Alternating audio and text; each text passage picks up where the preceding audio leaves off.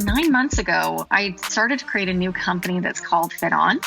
And what FitOn is it's a new digital fitness company that's really trying to redefine the workout experience, especially for women. So what we're offering is a premium app where you can get a whole range of different fitness classes, everything from HIIT and strength to cardio, all from world-class trainers that you can do right in your home. And so part of the concept for this really came from my own personal experience. So I was a working professional in the Bay Area, and I got super duper busy with work. And then all of a sudden, in my late 20s, early 30s, I had 2 kids. So I have 2 and 4-year-old girls, and all of a sudden had no time to work out anymore. And it was really just tough for me because health and fitness was always such a big part of my life. And it's such a big part of helping feel good about themselves. And so I was really looking around for a solution to try to find ways to fit fitness into my busy life. And I was just super disappointed with the solutions out there. And a lot of the content felt like it was built out of the 80s. And there really wasn't a great product out there for busy people like me and other moms and other busy women trying to make it fit. And so that's really what led us to create FitOn.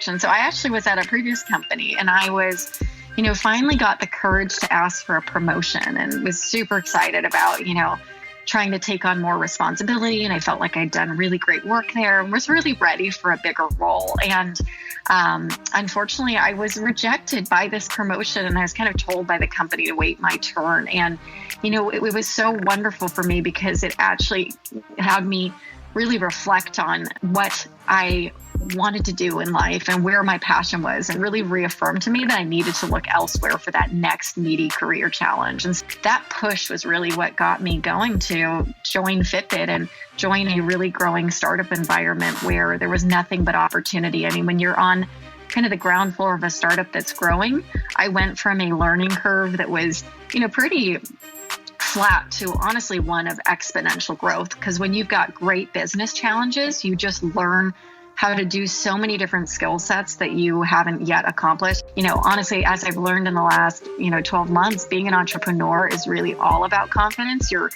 building things every single day. You literally just have one challenge after the next that you have to figure out in building your business, whether it's, gaining customers or gaining more revenue or partnerships or hiring people. And I think all of that really just stems from, just coming up with a plan, executing it, constantly adapting it, and then finding ways to just, make things happen and really get things accomplished. How do you just stay focused on the task at hand when you have so many highs and lows in your day? I think that's where over time, I think as I've matured as a business person, and I think what happens is you just become far more adept to handling that noise, where I see some of the more junior people on the team and others that I've worked with before, they get more emotionally unstable on kind of business changes. And I think the more that you have that, kind of backbone and just confidence in dealing with some of that noise and knowing that you're just going to overcome it by doing, focusing on the task today and really focusing on what matters. I think that's such an important part of just realizing that you can go after anything you want.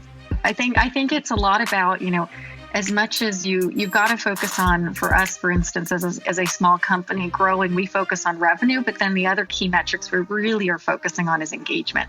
How do you get people to use the product, be passionate about it? How do you get them to really use their word of mouth to tell others about that product? Because that's what generates revenue, and it does it at an affordable cost for your business. The more people that tell others about your business for free, the better that you'll have the chance of really growing and getting people to use your product ongoing in the long run. You just got to walk into that room with an unbelievable level of confidence in what you're doing and literally oversell yourself to an extreme degree. So I'm not someone that's very, love to focus on myself a lot. And I don't love to tell everyone why I'm the best thing since sliced bread. But for those types of meetings, it's what you have to do, because the unfortunate thing is that the next person coming in the room is going to do it if it's not you. And they're going to get the dollars. And so I think that was really a great learning to me, was really the conviction you have to have in your idea, but also just how heavily you have to sell yourself. And I think honestly, the thing in most of these, what I've learned from these VCs, it's less about, they have to believe in the idea of what you're building. But I think most VCs honestly are investing in teams, and it's about investing in the people. And so I think if you walk into the room with these pitches and you really sell why you are the absolute best person to do whatever it is that you're doing, that is almost as important than necessarily selling them on the idea, because they're investing in people.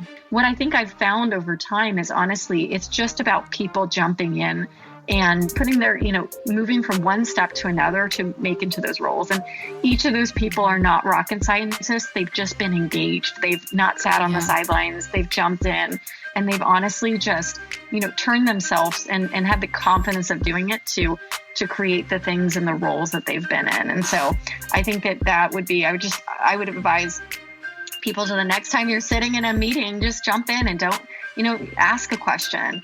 Be confident about being engaged in that meeting. And honestly, your curiosity will lead to incredible things.